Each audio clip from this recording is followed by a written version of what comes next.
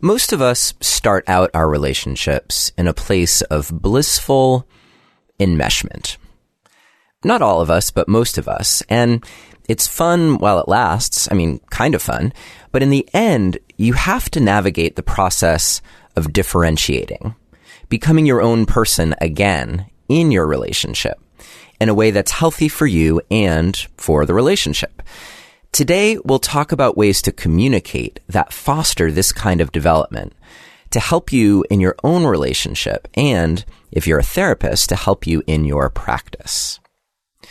Also, reminding you that we are doing Relationship Alive live on Saturday, October 12th, here in Portland, Maine at the State Theater. And this time, we are featuring none other than Doctors John and Julie Gottman. You'll get the opportunity to ask the world's top relationship experts your questions to grow your ability to do relationship well in real time. It's going to be a powerful night and seating is reserved. So visit neilsattin.com/live show to get more information and to get your tickets. Now, since we're talking about communication today, I just wanted to remind you about my free guide to my top 3 relationship communication secrets. These are the kinds of things that will help you connect with your partner, no matter how challenging the topic that you're communicating about. Just visit neilsattin.com/relate or text the word relate to the number 33444 to download that free guide.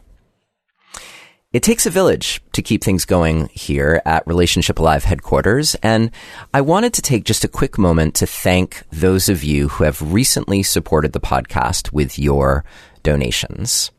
Kent, Sarah, Morgan, Mira, Joseph, Ruthanna, Marie, and Timothy. Thank you all so much for your generous support. And if you are finding Relationship Alive to be helpful for you and for those you love, please consider contributing whatever feels right for you, because every little bit counts. Just visit neilsattin.com/support or text the word support to the number 33444 and follow the instructions. And lastly, if you'd like to connect with others who listen to Relationship Alive in a safe space where you can talk about what's going on for you and get support, come join the Relationship Alive community on Facebook. Okay, that's it. Let's get on with the show. Hello and welcome to another episode of Relationship Alive. This is your host, Neil Sattin. On today's show, we are going to have a return visit from some of my favorite guests, Pete Pearson and Ellyn Bader. They are here to dive even more deeply into the developmental model for relationships and why it is so important for you to understand where you're at in terms of your development, both as an individual, but definitely as a couple. And also to talk about a new series that they're offering for therapists that will be great for you if you're a therapist in terms of boosting the way that you work with couples in your practice. We're going to talk more about that, but I know that they elicited feedback from their audience of therapists about some of the toughest issues that they deal with in sessions with couples. And they put together a free series around that. So we're going to talk about that. We're going to ask them some questions about how to know where you are in the developmental status of your relationship. And we're also going to give you a very valuable way to structure how you communicate with your partner around a sensitive topic, something that we haven't covered in quite this way on the show before. Ellyn and Pete have both been here before. If you want to listen to their episode about lying in relationships and how to cultivate a culture of honesty, you can visit neilsattin.com/lies. If you want to hear more about the developmental model, you can visit neilsattin.com/development. Those are the 2 episodes that they were on prior to today. And if you want to download a transcript of today's episode, then visit neilsattin.com/ let's see, what should we call this one? Let's call it Development 2. I know that was really tricky. So you can visit neilsattin.com/development2, the number 2, and that will take you to this episode where you can download a transcript, or you can always text the word passion to the number 33444 and follow the instructions. That is it for this moment. So let's dive into the conversation with Ellyn Bader and Pete Pearson. Thank you so much for being here with us today. You're welcome. It's always fun to talk to you, Neil. It's good being here, Neil. Thank you. Yes. And I should know this by now, but Pete, is it okay to call you Pete? Should I be calling you Peter? Should I be calling you? It's fine. Okay, great. Petey. So let's start with just this. I want to give a quick overview of what we mean by the developmental model. I want, if people really want the nitty gritty, then you can go back and listen to the first episode. But just to give us some context, the 2-minute elevator pitch. That's a really long elevator ride if you've ever been in an elevator for 2 minutes. But anyway, let's start there. Sure. So we look at relationships and healthy relationships as going through a series, or potentially going through a series of developmental stages. And I'm going to give you the really shorthand version of it. But, people meet. Ideally, often they fall in love. They have what I call a temporary psychosis, where they just focus on each other and the grass is green, the sky is blue, everything is wonderful. And I know all relationships don't start out that way, but many, many do. And others start out more gradually. But the developmental task of that first stage is putting a boundary around the two of us as a couple, and knowing, making the decision to be a couple, whatever that means to the two of them, but it's a commitment to that relationship. And then after people are together for a while, and we see this happening generally anywhere from about 6 months to 2 years, the partner gets taken off of that magical, wonderful pedestal, and people start to see their differences. And that's a good thing. That's a healthy thing. It's not a bad thing. Many couples get scared when this happens, but it's inevitable that you're going to see more aspects of the other person. I use a disco ball in my office when I'm talking about it with couples, because all those mirrors on the ball represent different facets of ourselves. And those facets get shown to each other over time. And so this is a stage of differentiation. It's a stage where differences arise. And the task is to learn how to be open and authentic with each other about what you think, what you feel, what you desire, and to be able to hold still while your partner does the same thing. And then to learn how to manage those differences successfully. And so there's, that's a short version. We could go into a lot more detail, but basically there's a lot that's going on in terms of the personal growth of each partner during that stage. Yeah. So this actually brings up a question for me around this process of differentiation, because I think that in that psychosis that you mentioned, that often a lot of partners, they start making agreements or presenting ways of being that maybe when it comes right down to it, aren't truly authentic to who they are. They do a lot of compromising for the sake of the relationship. And then when they come back around to this process of differentiation, there's this sense of like coming into integrity with each other and with themselves around what they really want, what are the ways that they signed up for the relationship that actually haven't been working for them. So I'm wondering how common it is for you to see people going through healthy differentiation, really getting clear on who they are, on what their authentic truth is, and then looking at the person that they're with and saying, whoa, I'm actually not sure that we're meant to be together. Now that I'm differentiated, now that I'm not in the psychosis, wow, there are these things that maybe represent ways that we're not compatible. How do people frame that? Of course that happens. And, ideally, probably that happens a ton when you think about people who date and they get really excited about each other. And then a few months later, they realize, oh, well, this is not really the relationship for me. Right. So some of that going on there.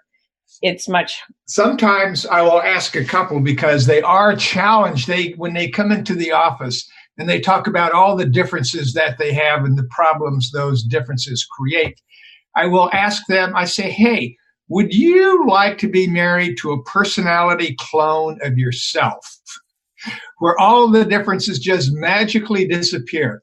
The vast, vast majority of people say, actually, no. I would not want to be married to a personality clone. And one person said, I would have all my problems times 2.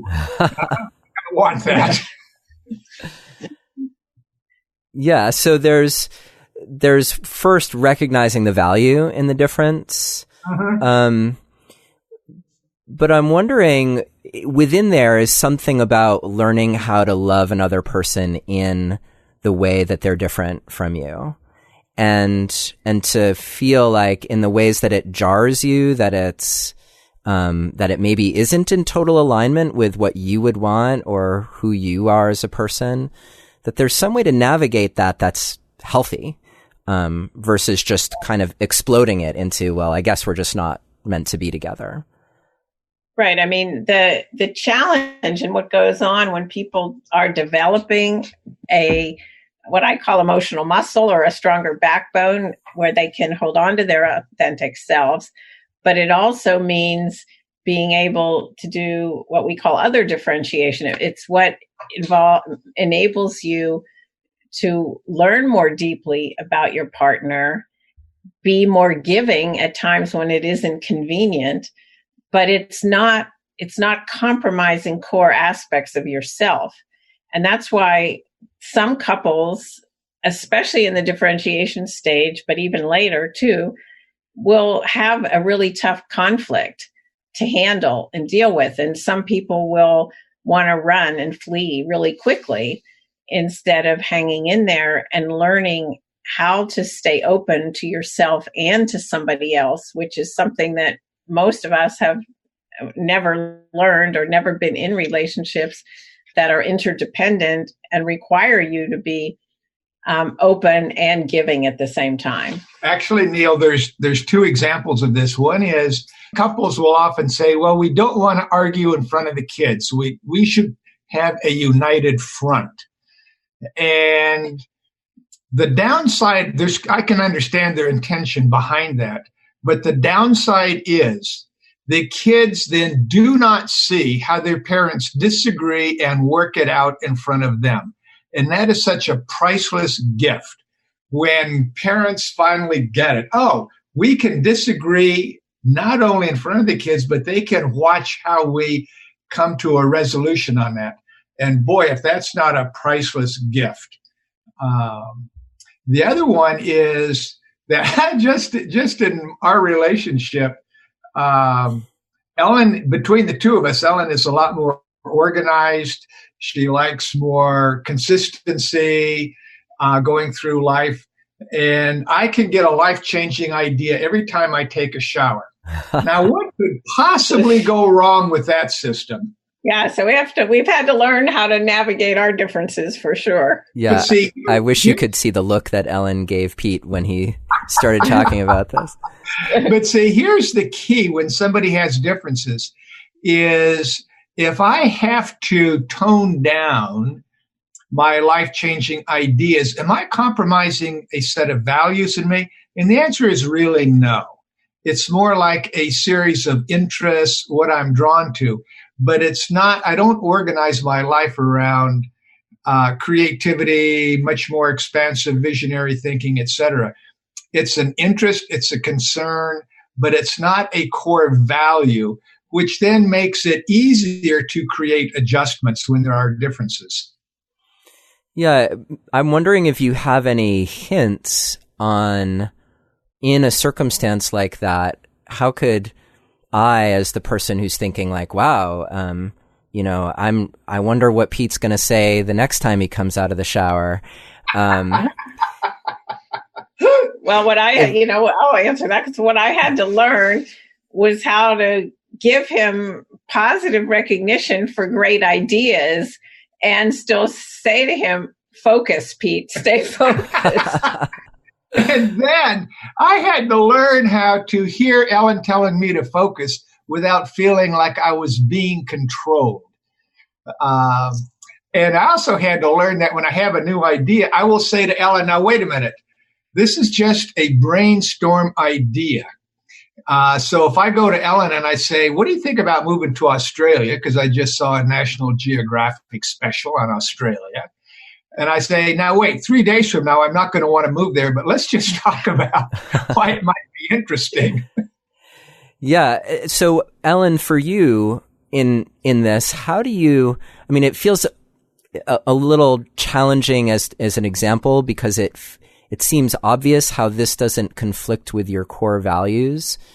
But I'm curious to know, how would one sit in a moment of tension and decide, is this about my core values? And that could be true for either person, right? Or is this more about something that can be adjusted or worked around? Well, let me say that I think, first of all, that sometimes people jump to that question that you just put out too fast. Mm-hmm. It's like, the more that I am sure that I won't compromise on core values, the more open I can be to any of Pete's ideas, because I know I'm not going to get completely caught up and swayed and go down certain paths that I don't want to go down. So the ability to really explore the other person's world and the other person's reality is dependent on how centered somebody is themselves, or how differentiated they are themselves. So, core values tend to be things like, I don't believe in hitting kids, or I'm not going to discipline my children by hitting them. Whereas somebody might say, well, for me, it's fine to spank and whatever. Those kinds of things you're not going to get a compromise on. Religion is one that very often you're not going to get a compromise on. But there are so many things that people think, like, one other quick example, I had a couple that I was working with where he desperately wanted to live on this beautiful island off the East Coast where they built an incredibly unbelievable place that they lived. And she wanted to live in California where she had lived before. And they were at a standoff for probably 13 or 14 months about where they were going to live. But I kept saying to them, we're going to stick with this and find out what matters to each of you so much about each of these places, and that there is a solution. I have no idea what it is. You have no idea what it is. But there are core values that are embedded in this that matter to each of you a lot. And that's what we need to uncover to make a good decision. Mm. And it's that ability to live in the uncertainty that's so hard that leads people to quickly get divorced or give up or feel, throw their hands up in despair. Yeah. Yeah. And so I'm hearing in there like a really valuable question, such as, what is it about this thing that really matters to you that might help people unearth the values embedded in something like a choice, like where to live. That's right, Neil. And when you say, what are the values embedded? Often there are multiple nuanced layers to that question. But people want to rush to the answer because it creates anxiety or tension to live in that pressure.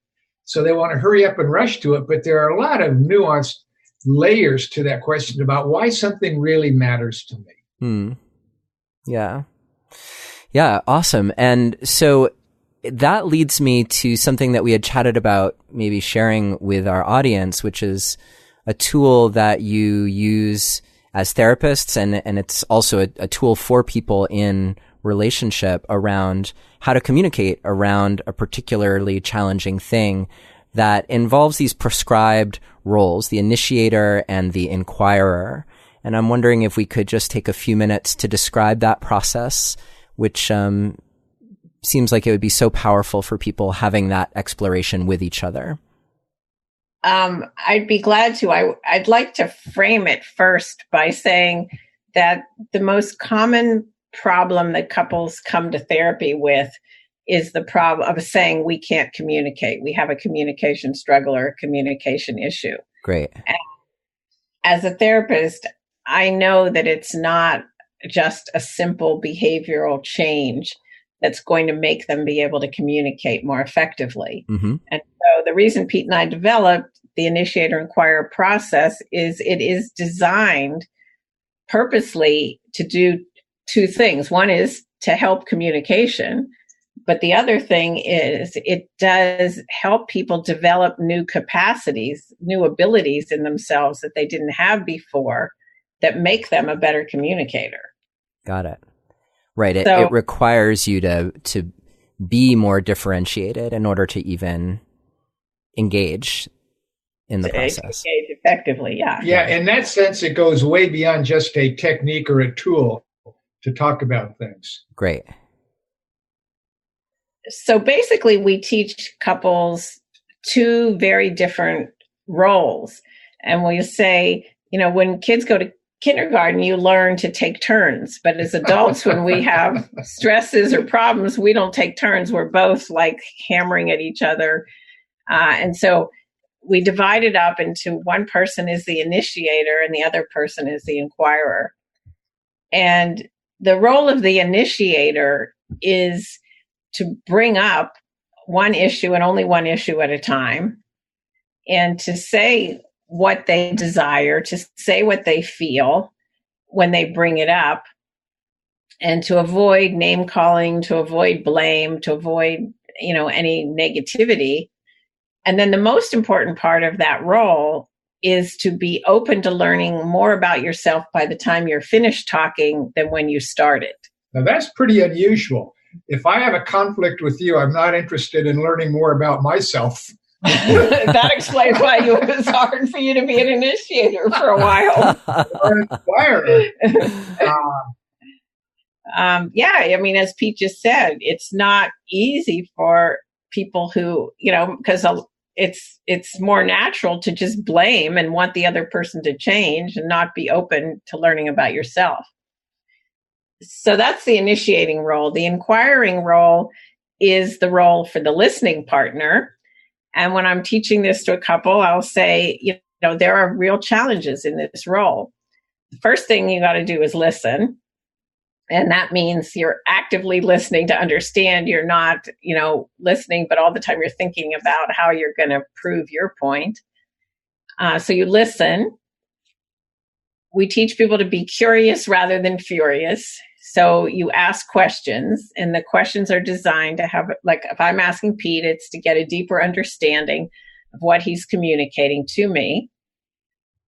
The third piece, which is really hard, but is to respond with empathy and to be able to stay with empathy until you get what we call a soothing moment, or that moment of connection and contact where Pete feels like I really get him, or I get what he's communicating to me, and I've let it impact me because I can be empathic about what's being communicated. And then we recommend, a break, and then you can switch roles, but you don't want to mush everything together so there's not clarity about what belongs to each person. So that's a quick shorthand. We work with continuums. So we help people see what they're developing in themselves to get better at it. But the process is used by therapists all over the world, and it's probably the most widely used part of our model because they get to see how powerful it is for couples. Yeah. So I'm seeing as the important components from the initiator side being willing to really get to what you want or what your issue is from a self perspective. So not being in a position where you're blaming the other person, but focusing in on what is going on within you, that's a challenge or a problem. And that's relatively difficult, Neil. What you just expressed right there is to get clearer and clearer about what's important to you and why. And so many people grow up with almost nobody encouraging or supporting the expression of what you want or why that's important. And so as adults, it just gets layered over and layered over. And it's surprisingly difficult for so many people to be clear about what it is that they really want. Yeah. And so the flip side of what's so important about this is that the person who's the inquirer, along with the empathy that you named, which is clearly really important, is this sense of like, I'm asking you questions so I can understand you better, not so I can pin you down, not so I can get my point across. I'm not asking you questions to make a case about something else. I'm asking you questions that are about really unearthing, helping you dive more deeply into who you are and, like we were talking about before, what it is about this thing that really matters to you. And also, Neil, what you're saying right there is, on that side of the coin, extremely difficult. A lot of people think, well, geez, if I really start knowing what's important to you and why, then I'm going to have to give up what I want or change what I think or change what I feel. And so it almost is like there's a self-preservation against knowing much more about what it is that your partner wants. They are simply afraid it will intensify the conflict, and sometimes it does.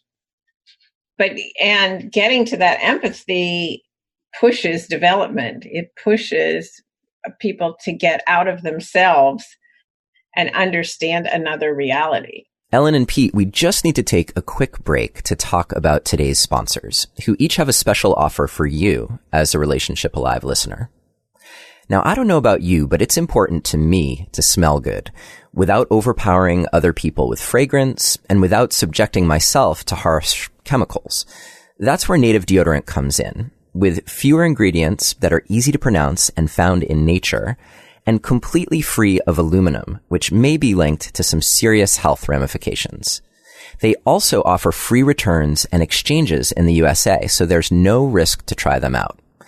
And native deodorant comes in a wide variety of subtle, enticing scents for men and women, along with an unscented variety and a baking soda-free variety if you have sensitivities. If you've heard me talk about Native before, then you know that I put them to the test, using their unscented variety without having a shower. And I found that it not only worked right away to neutralize any odors, it was still working at the end of the day. And like I mentioned, they have a special offer for you. For 20% off your first purchase, visit nativedeodorant.com and use the promo code ALIVE during checkout. That's 20% off your first purchase when you visit nativedeodorant.com and use the promo code ALIVE. Our second sponsor for today is Noemi, and they have a special offer for you on their exquisite jewelry. Basically, if Amazon Prime and Tiffany's had a baby, it would be Noemi. Their pieces are made to last a lifetime, so they're perfect for today, and they're an heirloom that your family will treasure far into the future. Noemi handcrafts their jewelry in the finest materials, reclaimed 18-karat gold, conflict-free stones, and lab-grown diamonds, and it's all priced as fairly as possible because they cut out the middleman. Also, they ship to you overnight for free so that you can try it on and have up to 60 days to return for free with a full refund. So basically, trying something from their site to see how it feels on you and looks on you is completely risk-free. It's the easiest experience the fine jewelry industry has ever seen. And as I mentioned, they have a special offer for you as well. Head to hellonoemi.com. That's the word hello followed by NOEMIE.com, and use the coupon code ALIVE for $75 off your order today. That's $75 off with the coupon code ALIVE at hellonoemi.com. Our third and final sponsor for today has a special offer for you to help you get exactly the kind of support that you need as you're creating that web of support that we talk about so often here on the show. One way that allows you to connect with a professional counselor in an online environment that's safe and private is today's sponsor, BetterHelp. With BetterHelp, you can get help on your own time and at your own pace. Along with scheduling video or phone sessions, you can also chat and text with your therapist. They're affordable and financial aid is available for those who qualify. So whether it's anxiety, depression, your relationship, anxiety or depression about your relationship, stress, grief, dealing with trauma, or simply figuring out how to communicate what you need to communicate, whatever it is, definitely consider BetterHelp as a way to help you transform the places where you are stuck. And best of all, it's a truly affordable option because as a Relationship Alive listener, you get 10% off your first month with discount code ALIVE. So why not get started today? Go to betterhelp.com/alive. Simply fill out the questionnaire to help them assess your needs and to get matched with a counselor that you'll love. That's betterhelp.com/alive. And thank you, Native, Noemi, and BetterHelp for supporting sweet-smelling, well-adorned, and well-supported relationships and this episode of Relationship Alive. Now, let's get back to the conversation with Ellyn Bader and Pete Pearson. It makes me think, too, of your work around lying and your book, Tell Me No Lies, because this is one of those moments where it seems so important to be fostering an atmosphere that invites truth-telling so that when you're asking your partner questions, they feel like they can answer you honestly without being, beaten over the head by what they're saying, or the person's response. So there's that aspect that's challenging as well of hearing things and learning how to not take it personally, or to deal with the emotions that arise when you're hearing things that are challenging. Yep. Yeah, I mean, relationships are a place where an enormous amount of growth takes place. And if you have the expectation that your primary relationship is always going to be easy, effortless, and enjoyable all the time, you're in for a tough ride. That doesn't happen? Not too often. So you alluded earlier to the series that you're doing, and we've been talking about communication, and you said that one of the biggest things that comes to a couple's session is when couples think that their problem is that they're not able to communicate with each other, that all they have to do is learn how to communicate better. And that's one of the topics that you're going to discuss in this 5-part series. And I happen to have the list of the other topics in front of me, so I'm just going to name them for people so that they can hear. Do you want me to do it, or? Yeah, go ahead, because you can probably talk about it with even more insight. Yeah, let me just create a context. As Neil said earlier, I surveyed therapists about tough things that they struggle with, and then I wanted to put together this 5-part, a series of training that would help therapists learn more about what the developmental model can do for them and why. And so I'm doing 3 live webinars starting starting Monday, September 9th, and going through that week. And the first webinar, the point of the first webinar is really, clients don't always tell us what we need to know about why they're having trouble. They'll present a problem like we fight about clutter, or he's never home on time, or whatever it is. But you don't have a window into seeing their developmental stage and the level of differentiation. And so the first webinar is designed to help you with an exercise that will show you how to see better what you need to know. And I'll be showing a video of a couple that I worked with using this particular exercise. The second day is actually an article and a clinical transcript, and it's about power struggles, because so often people get stuck in a power struggle. And this particular one is a case that Pete worked with, and it is power struggling over parenting and how to parent. And then the third one is the we can't communicate. It's a video example of showing how to work with a couple when they come in and they believe their problem is communication, and you want to take it farther and deeper and more vulnerable and more open. And how do you get there, and how do you help them see that it's more than just communication? And I just want to mention too that being able to see you work with other couples is so valuable, I think, as a therapist and a training exercise, but also as a couple, being able to see how another couple responds in a similar kind of situation and how a therapist interacts.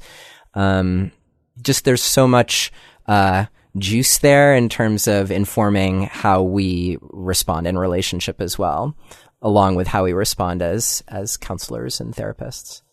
Yeah, and we tried to pick some cases that have common problems so that people who watch, like you're saying, Neil, can benefit.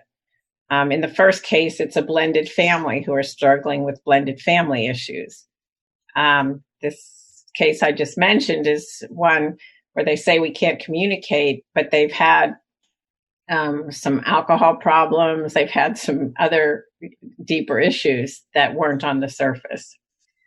The fourth day is another article and transcript, and it's with me working with a narcissistic husband who had really dominated most of the sessions and was not somebody who had been willing to look at himself. And so I chose the transcript of a session where I was really pushing him around being open and looking at himself and not externalizing everything onto me and onto his wife. So that's the fourth day. Cool. And then the very last day is another one that I get asked about a lot. And that is, in the aftermath of infidelity, you often have one partner who is obsessing about all the details of their partner's affair. And they want to know, where did you meet and where did you sleep and how much money did you spend? And that constant kind of obsession can be very hard to deal with in sessions. And so it's an example of me working with a couple where the wife was doing that and how to turn that into a positive direction rather than having it undermine your work. Wow, they all sound like super powerful things to witness and to learn more about. If you are interested in participating in this 5-part series that Ellyn is doing, are the two of you doing that together, or is it just you, Ellyn, I'm doing the webinars, but like I said, Pete did one of the transcripts for one of the articles. Oh, right. Yeah. So you can visit neilsattin.com/institute. And it's institute because Ellyn and Pete together run the Couples Institute, which is their center for information for couples, for therapists, and their training course that they do, because they have a big course that they do for therapists to help them learn how to work with couples around this developmental model. Ellyn, can you give us the full name of the course? Because it gives you a lot just hearing the name. You know what it's about. Sure. Just one thing before I do that, the series that that Neil was just talking about will be available online until September 22nd. So if one of your listeners hears this a few days after we've started, they can still sign up and get what they missed up until the 22nd of September. Great. And I think it's important to mention too that this 5-part series is free. So anyone can sign up, neilsattin.com/institute, and you'll be able to get access to these trainings for free. And the name of the course is the Developmental Model of Couples Therapy, Integrating Attachment, Differentiation, and Neuroscience in Couples Work. And it's, of course, I love doing this training. It's an online program. There's therapists in it from all over the world, coaches too, from all over the world, really. There's people from 35 different countries. And it's designed to help you learn how to benefit from knowing the developmental model and using concepts to get you unstuck and to keep forward progress happening in your couples work.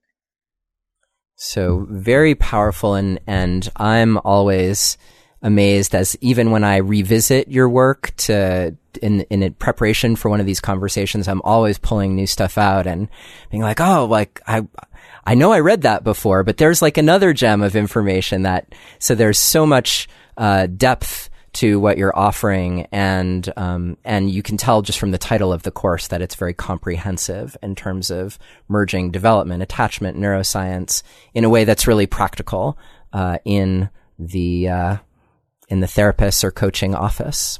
Thank you. Yes. One quick question going back to the Initiator-Inquirer model.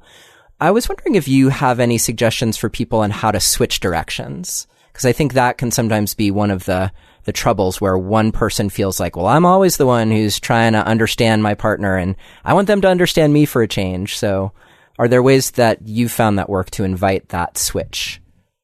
Well, first of all, one of the things I like to say to people is that the person who actively initiates the topic, and that can be to say to your partner, is this a good time to talk? Or I have something I want to talk about. The person who takes the risk of initiating ideally is the initiator. Then when they're finished, you can take a 20-minute break up to a 2 or 3 day break to come back and do the other side. But if there's somebody who's never initiating, as their therapist, I'm going to be working with them on what's getting in the way of you initiating, because there are many people who are just reactive and they wait for their partners to bring it up. And then they say, but wait, I want to go first, or it's my turn, but they won't do that active initiation. So I try to cut that out by really getting people to take that accountability and ownership to initiate for themselves. It almost seems like then the real potential issue is helping get the inquirer to really want to sign up for asking questions that are about unearthing understanding as opposed to just reacting, responding. And ironically, the initiator could say to their partner, if this person does most of the initiating, honey, there's something I would like to talk about, which is, it seems to me, I'm the one who continues to bring up ... And it would mean a lot to me if you brought up stuff about yourself, for example, ... And I want to be in the role of listening and being curious and understanding your struggles a little more comprehensively than I do. That would help us, I think, create a stronger union, maybe a stronger team, and work more collaboratively, shoulder to shoulder, going forth in life. So knowing more about you, I think, could help us short-term and possibly long-term as well. Perfect. Well, I see that we're bumping up against our hard stop for time. And even though I would love to chat with you more, I think I'm just going to have to save my other questions for the next time that we talk. But in the meantime, it's always such a pleasure to have you both here with us. Pete Pearson, Ellyn Bader of the Couples Institute. If you want to take part in their free series, you can visit neilsattin.com/institute. Or to download the transcript of today's episode, visit neilsattin.com/development2. That's the word development and the number 2. Or text the word passion to the number 33444 and follow the instructions. And we will have all the links for you that we talked about today on the show page. So that is for you, Ellyn and Pete. Thank you so much for making it work today. It's such a pleasure to talk to you. Well, thank you, Neil. It's always enjoyable to talk to you. And, there probably will be a next time sometime we get together again. Yeah, I hope there is a next time, Neil. Like Ellyn says, it's always good talking with you. The time goes fast. And I just want to give another shout out to you, Neil, for all that you're doing, bringing these messages. to the professional and to the public lives. So a shout out to you for doing all your work, Neil. Thank you so much. I appreciate that reflection a lot. Thank you for listening to another episode of Relationship Alive.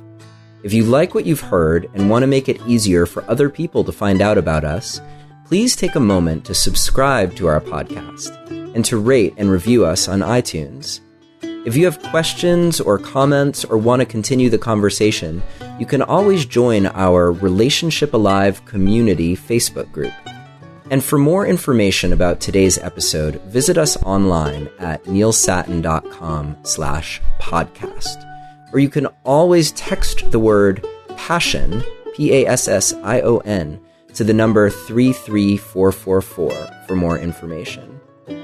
Finally, do you have a burning question that you're hoping we can have answered here on Relationship Alive, either for a future or past guest? Let me know and I'll see what I can do. Take care and see you next time.